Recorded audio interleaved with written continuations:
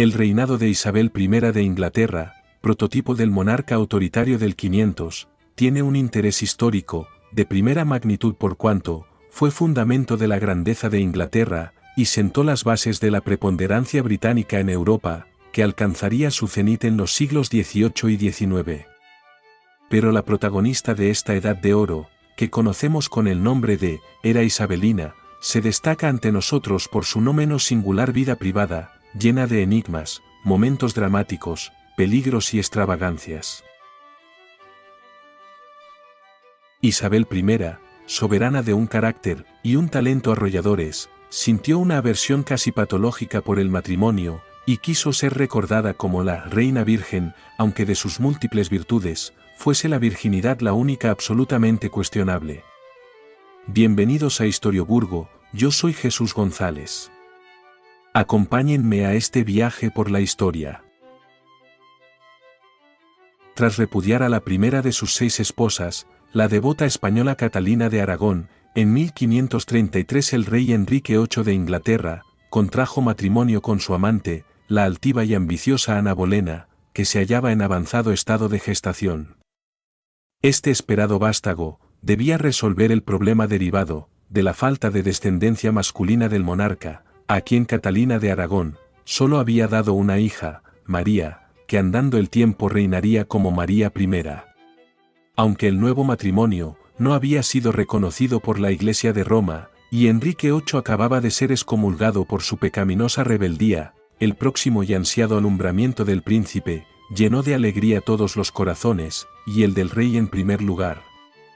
Solo faltaba que la soberana cumpliera con su misión, pariendo un hijo vivo, y sano que habría de llamarse Enrique, como su padre. El 7 de septiembre de 1533, se produjo el feliz acontecimiento, pero resultó que Ana Bolena dio a luz no a un niño, sino a una niña, la futura Isabel I de Inglaterra. El monarca sufrió una terrible decepción. El hecho de haber alumbrado una hembra, debilitó considerablemente la situación de la reina, más aún, cuando el desencantado padre se vio obligado a romper definitivamente con Roma, y a declarar la independencia de la Iglesia anglicana, todo por un príncipe, que nunca había sido concebido. Cuando 2 años después, Ana Bolena parió un hijo muerto, su destino quedó sellado, fue acusada de adulterio, sometida a juicio y decapitada a la edad de 29 años. Su hija Isabel, fue declarada bastarda y quedó en la misma situación que su hermanastra María, hija del primer matrimonio de Enrique VIII con Catalina de Aragón, y 17 años mayor que ella. Ambas fueron desposeídas de sus legítimos derechos hereditarios al trono de Inglaterra. Ana Bolena fue sustituida en el tálamo, y el trono por la dulce Juana Seymour, la única esposa de Enrique VIII que le dio un heredero varón, el futuro rey Eduardo V. Muerta Juana Seymour, la esperpéntica Ana de Clevis, y la frívola Catalina Howard, ciñeron sucesivamente la corona, siendo por fin relevadas por una dama, 2 veces viuda a los 30 años, que iba a ser para el decrépito monarca, ya en la última etapa de su vida, más enfermera que esposa, la amable y bondadosa Catalina Parr. En 1543, poco antes de la 6ª boda del rey, los decretos de bastardía de María e Isabel fueron revocados, y ambas fueron llamadas a la corte. Los deseos de Catalina Parr tenían para el viejo soberano rango de ley, y ella deseaba que aquellas niñas, hijas al fin y al cabo de su marido, y por lo tanto responsabilidad suya, estuviesen en su compañía.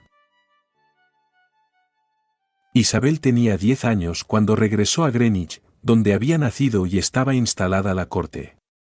Era una hermosa niña, despierta, pelirroja como todos los Tudor, y esbelta como Ana Bolena. Allí, de manos de mentores sin duda cercanos al protestantismo, recibió una educación esmerada que le llevó a poseer una sólida formación humanística. Leía griego y latín y hablaba perfectamente las principales lenguas europeas de la época, francés, italiano y castellano.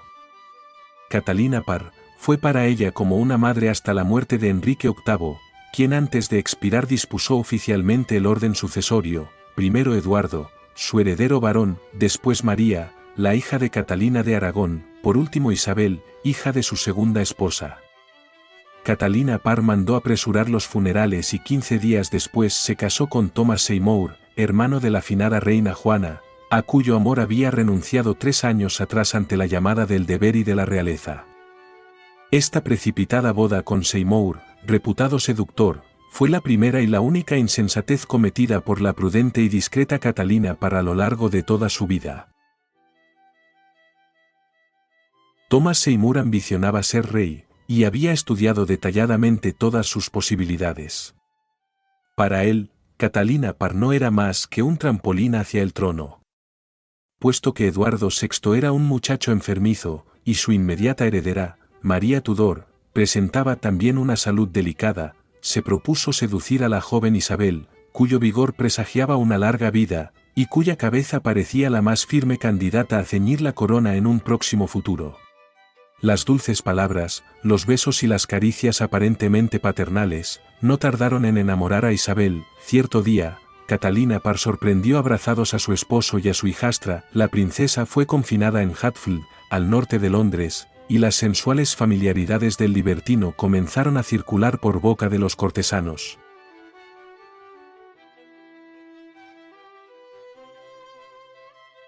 Catalina Parr murió en septiembre de 1548, y los ingleses empezaron a preguntarse si no habría sido ayudada a viajar al otro mundo por su infiel esposo, que no tardó en ser acusado de mantener relaciones con su gracia la princesa Isabel y de conspirar para casarse con ella, puesto que, como hermana de su majestad Eduardo, tenía posibilidades de sucederle en el trono.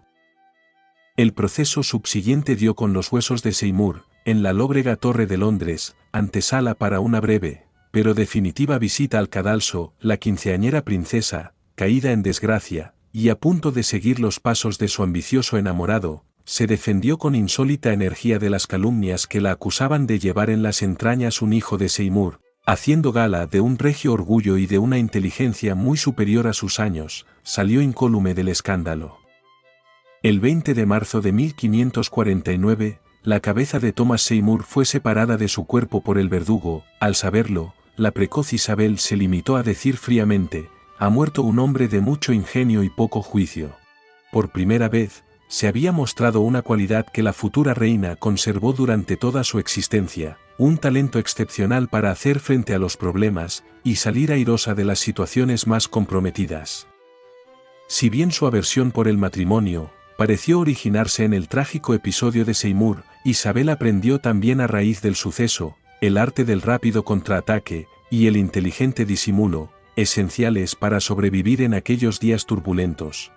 Cuando en 1553 murió Eduardo, Isabel apoyó a María I frente a Juana Grey, biznieta de Enrique VIII, que fue proclamada reina el 10 de julio de 1553, para poco después ser detenida y condenada a muerte en el proceso por la conspiración de Thomas Wyatt, un movimiento destinado a impedir el matrimonio de María I con su sobrino Felipe, el futuro Felipe II de España, con el fin de evitar la previsible reacción ultracatólica de la reina. Durante la investigación de este caso, Isabel estuvo encarcelada durante algunos meses en la Torre de Londres, ya que su inclinación por la doctrina protestante la hizo sospechosa a ojos de su hermanastra, pese al apoyo que Isabel le había brindado. El reinado de María I de Inglaterra fue poco afortunado. Su persecución contra los protestantes le valió ser conocida como María la Sanguinaria, y su alianza con España indignó a los ingleses, sobre todo porque condujo a una guerra desastrosa contra Francia, en la que Inglaterra perdió Calais, y la evolución económica del país fue bastante desfavorable. En 1558 murió María, sin descendencia. De acuerdo con el testamento de Enrique VIII, debía sucederla a Isabel. El Partido Católico volvió a esgrimir sus argumentos acerca de la ilegitimidad de la heredera, y apoyó las pretensiones de su prima María Estuardo de Escocia. Sin embargo, los errores del anterior reinado, y la conocida indiferencia de Isabel en la polémica religiosa, hicieron que acabara siendo aceptada de buen grado, tanto por los protestantes como por la mayoría de los católicos. También influyó en su aceptación su aspecto joven, hermoso y saludable, que contrastaba notablemente con el de sus dos hermanastros, enfermizo el uno, avejentada y amargada la otra. hija y hermana de reyes, acostumbrada a enfrentarse a las adversidades y a mantenerse alejada de las conjuras, Isabel I ocupó el trono a los 25 años de edad. Era la reina de Inglaterra, e iba a ser intransigente con todo lo que se relacionara con los derechos de la corona, pero seguiría mostrándose prudente, calculadora y tolerante en todo lo demás, sin más objetivo que preservar sus intereses y los de su país, que vivía en plena ebullición religiosa, intelectual y económica, y que tenía un exacerbado sentimiento nacionalista. Uno de sus primeros actos de gobierno fue nombrar primer secretario de Estado a Sir William Cecil, un hombre procedente de la alta burguesía, y que compartía la prudencia y la tolerancia de la reina. Cecil mantuvo la plena confianza de Isabel I durante 40 años. Al morir, su puesto de consejero fue ocupado por su hijo. En el terreno religioso, Isabel I restableció el anglicanismo, y lo situó en un término medio entre la reforma protestante y la tradición católica. En el campo político, la amenaza más importante procedía de Escocia, donde María Estuardo, católica y francófila, proclamaba sus derechos al trono de Inglaterra. En 1560, los calvinistas escoceses pidieron ayuda a Isabel, quien vio la ocasión de debilitar a su adversaria, y en 1568, cuando la reina escocesa tuvo que refugiarse en Inglaterra, la hizo encerrar en prisión. Por otra parte, Isabel I ayudaba indirectamente a los protestantes de Francia y de los Países Bajos, mientras que los navegantes y comerciantes ingleses tomaban conciencia de las posibilidades atlánticas y se enfrentaban al monopolio español en América. Era, por tanto, inevitable el choque entre Inglaterra y España, la antigua aliada en época de María I. Mientras Felipe II de España daba crédito a su embajador en Londres y a la misma María Estuardo, quienes pretendían que en Inglaterra existían condiciones para una rebelión católica que daría el trono a María Estuardo, la reina Isabel y su consejero William Cecil apoyaban las acciones corsarias contra los intereses españoles, impulsaban la construcción de una flota naval moderna e intentaban retrasar el enfrentamiento entre los dos reinos. Después de ser el centro de varias conspiraciones fracasadas, en 1587 María Estuardo fue condenada a muerte y ejecutada. Felipe II, perdida la baza de la sustitución de Isabel por María, preparó minuciosamente y anunció a los cuatro vientos la invasión de Inglaterra. En 1588, después de que Francis Drake atacara las costas gallegas, para evitar las concentraciones de navíos, se hicieron a la mar 130 buques de guerra, y más de 30 embarcaciones de acompañamiento, tripuladas por 8.000 marinos, y casi 20.000 soldados. Era la armada invencible, a la que más tarde, según los planes, debían apoyar los 100.000 hombres que tenía Alejandro Farnesio en Flandes. Los españoles planteaban una batalla al abordaje y un desembarco. Los ingleses, en cambio, habían trabajado para perfeccionar la guerra en la mar. Sus 200 buques, más ligeros y maniobrables, estaban tripulados por 12.000 marineros, y sus cañones tenían mayor alcance que los de los españoles. Todo ello, combinado con la furia de los elementos, pues los barcos españoles no eran los más adecuados para soportar las tempestades del océano, llevaron a la victoria inglesa y al desastre español. La reina Isabel I, que había arengado personalmente a sus tropas, fue considerada la personificación del triunfo inglés, e incrementó el alto grado de compenetración que tenía ya con su pueblo. Tras este momento culminante de 1588, los últimos años del reinado de Isabel I aparecen bastante grises. En ellos solo sobresale la preocupación de la reina por poner orden en las flacas finanzas inglesas, la rebelión irlandesa, pronto sofocada, y el crecimiento del radicalismo protestante. Pese a que una de las constantes de Inglaterra en la época de Isabel I fueron los conflictos dinásticos, la reina nunca contrajo matrimonio.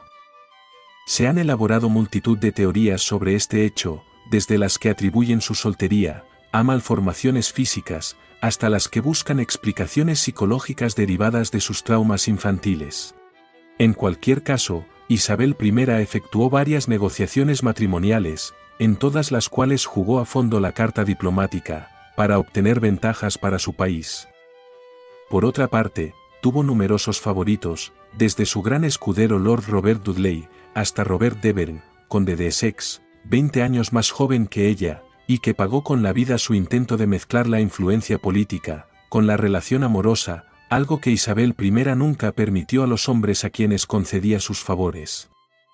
La formación humanística de Isabel I la llevó a interesarse por las importantes manifestaciones que se produjeron durante su reinado en el campo del arte.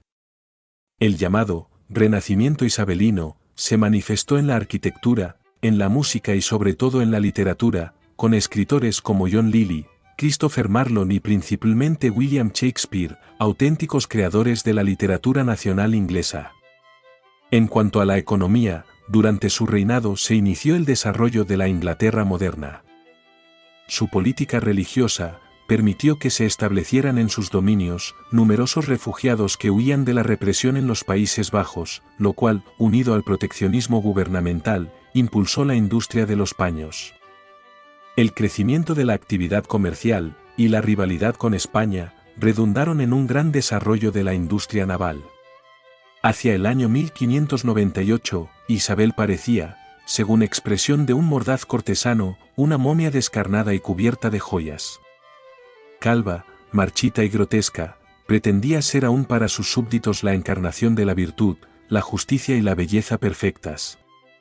Poco a poco, fue hundiéndose en las sombras que preludian la muerte. La agonía fue patética. Aunque su cuerpo se cubrió de úlceras, continuó ordenando que la vistieran lujosamente, y la adornaran con sus ostentosas joyas, y no dejó de sonreír mostrando sus descarnadas encías, cada vez que un cortesano ambicioso y adulador, la galanteaba con un mal disimulado rictus de asco en sus labios. Falleció el 24 de marzo de 1603, después de designar como sucesor a Jacobo I de Inglaterra, y VI de Escocia, hijo de María Estuardo, lo que se inició el proceso de unificación de los dos reinos. Su último gesto fue colocar sobre su pecho la mano, en que lucía el anillo de la coronación, testimonio de la unión, más fuerte que el matrimonio, de la Reina Virgen con su reino y con su amado pueblo. Hasta aquí llegamos con la biografía de esta gran monarca. No te olvides de suscribirte y darle like al vídeo. Hasta la próxima.